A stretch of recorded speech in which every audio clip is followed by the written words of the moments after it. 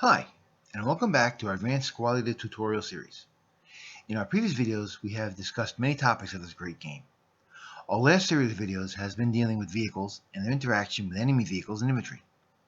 Besides fighting the enemy, vehicles can also make it easier for your guys to get into the fight.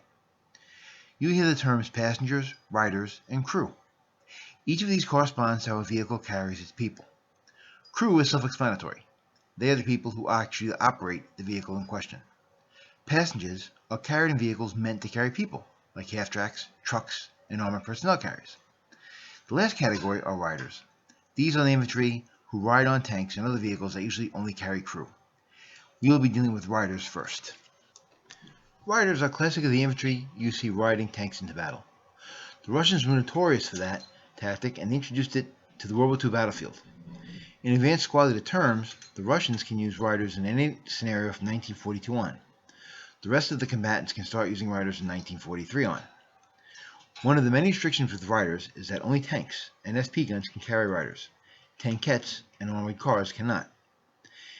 If a tank is carrying riders, it cannot go into woods, orchards, or buildings. And finally, only 14 portage points can be carried by a tank. With that in mind, a squad is 10 portage points, a half squad is 5 portage points, and up to 4 single-man counters do not count as portage points. Instead of reading the rules, we will run this tank and its riders through an example. Taxi ride. The Russian 7.0, 6-8, and light machine gun are going to ride this tank into battle instead of walking. It is the Russian movement phase. In simple terms, every MF that an infantry unit uses to get off of a vehicle or onto a vehicle costs 1/4 of the movement points of the involved vehicle, fractions rounded up. The involved infantry is limited to 4 MF, no matter if they have a leader or not. There are no bonuses available. So now, the 7.0, 6-8 LMG stack spends 1 MF to get into the hex containing our Russian tank. It then spends a second MF to get on the tank. This tank has an MP allotment of 14. 1/4 of 14 is 3.5, which is rounded up to 4. So before anything happens, the vehicle has already spent 8 MP. Now the vehicle starts for 1 MP for a total of 9 MP. It moves to the next hex for 10, then 11, and then 12. Now the Germans in the house are not happy about these Russians going by, so they decided to shoot the tank and its riders. The final value is 8, because 4 is double to 8 for point blank fire. The German rolls a 7 for a morale check of 1. The 7.0 leader rolls a 9 and breaks. When a unit breaks while being a rider, they have to bail out. This consists of falling off the vehicle and then taking a morale check when he hits the ground. On the bailout, the 7.0 leader rolls for a normal morale check for bailing out. He fails it and gets a 9. When a leader who is broken fails a morale check, he takes a wound check. The leader rolls a 5 on 1 die and is mortally wounded and removed from the game. The 6-8 rolls a 5 and stays on the tank into the next hex.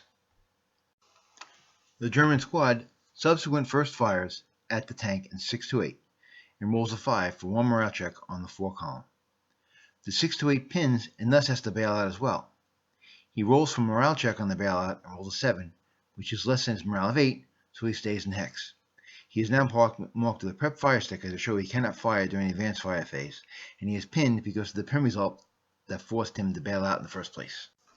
Now, if another 4-6-7 happened to shoot at the 6-8 that bailed out, the 6-8 will be subject to a 4 firepower column, -1 DRM due to first fire non-assault movement. Finally, with regards to light machine gun, since 6-8 had to bail out the tank, one die is rolled. On a 1-3, it is okay. On a 4-6, the light machine gun is mouthed.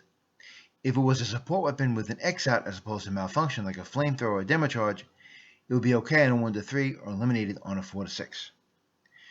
Riders receive no benefits from being on a tank, but they do not get FFNAM or FFMO penalties.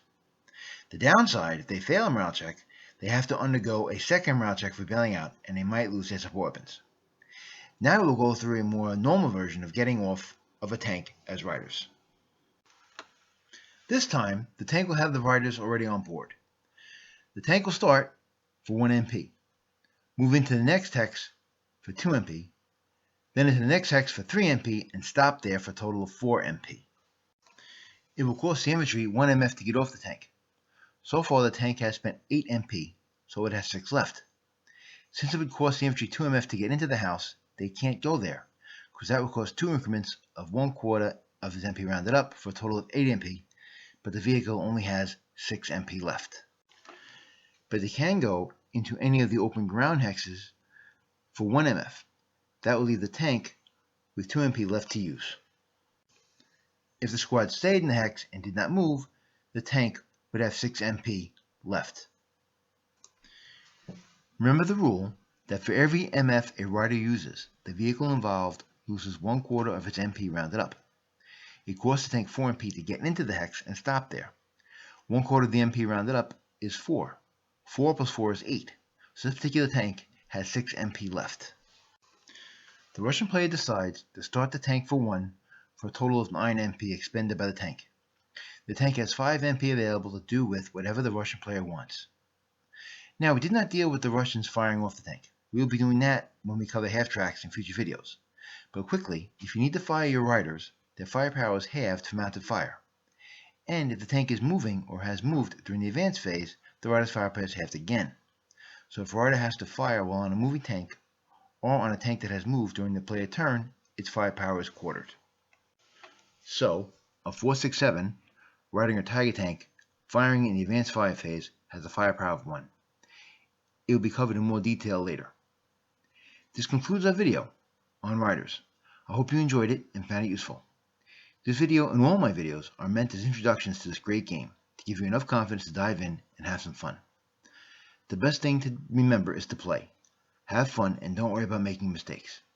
Perhaps learn from a more experienced player and attend one of the many tournaments around the country, like the New York State ASL Championships in Albany, New York, and the Norista in Boxborough, Massachusetts. If you like this video, please like us on YouTube and subscribe to our channel. If you have any thoughts, questions, or suggestions, feel free to contact me at jdhobbies@live.com. And like always, thanks for watching.